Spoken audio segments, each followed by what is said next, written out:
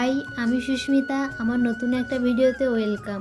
রথ উপলক্ষে একজনের বাড়িতে নিমন্ত্রণ আছে, তাই সেখানেই যাব। সেখানে যাওয়ার জন্যই রেডি হচ্ছি। ভাবলাম তোমাদের সাথেও শেয়ার করি আমি কোথাও যাওয়ার সময় কীরকমই রেডি হই।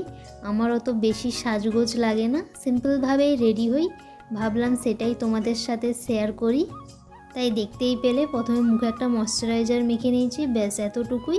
এরপর একটা সিম্পলভাবে মাথা বেঁধে নিয়েছি। সামনে আবার আমার একটু ওই ঝুড়ি না বের করলে হয় না, তো সেটা একটু বেশি বেরিয়ে গেছিলো, তাই সেটাকে কানের পিছনে গুঁজে নিয়েছি। মাথাটা আমি ক্যামেরা দেখে দেখেই বেঁধে নিয়েছি, কিন্তু এই লিপস্টিক পরাটা ক্যামেরা দেখে আমার সম্ভব হয়নি, তাই জন্য আয়না দেখেই লিপস্টিকটা পরে নিয়েছিলাম।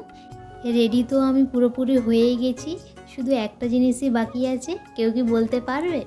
চলো আমিই বলে দিই। টিপটা না পরার জন্য আমার মুখটা খুব খালি খালি লাগছিল, তাই জন্য একটা টিপ পরে নিলাম। এরকম সিম্পলভাবেই আমি রেডি হই। আমাকে কেমন লাগছে অবশ্যই জানিও। তারপর আমি তাদের বাড়িতে চলে গেছিলাম, সেখানে রথে প্রণাম করে তারপরে রথ থেকে তো ঠাকুর নামিয়ে নিয়েছিল। তাদের বাড়িতে ঠাকুরটা যেখানে রেখেছিল সেখানেই কিছুক্ষণ বসেছিলাম। তারপর বাতাসা ছড়ানো হলো, ভক্তরা এখানে কীর্তন করছিল। কীর্তনের তালে তালে তারা কত সুন্দর নাচছে দেখো, আমার দেখতে কিন্তু খুবই ভালো লাগছিল। এদিকে কীর্তন হচ্ছে, ওদিকে বক্সে ঠাকুরের গানও বাজছে, তাই জন্য তাদের আনন্দটা যেন আরও বেশি বেড়ে গেছে।